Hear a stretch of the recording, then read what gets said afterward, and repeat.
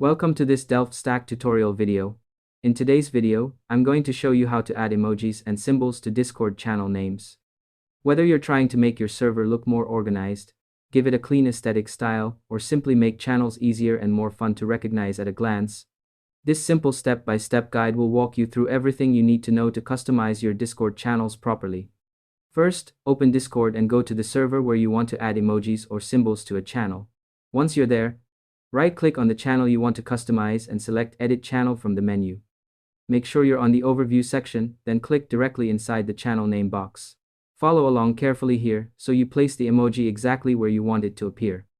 Next, use your arrow keys on the keyboard to move the text cursor to the position where you want the emoji or symbol.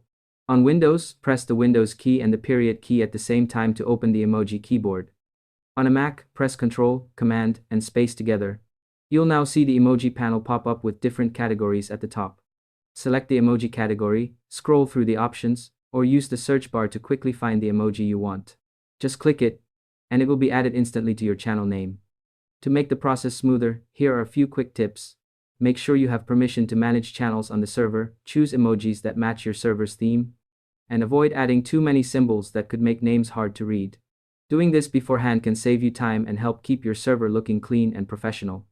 Once you're happy with the emoji, you can also switch to the symbols section in the keyboard to add arrows, dots, or decorative characters. After that, save your changes and close the settings window. You should now be able to see your updated channel name with emojis or symbols applied without any interruptions. It's also a good idea to copy your favorite emojis or symbols, so you can reuse them across multiple channels for a consistent look.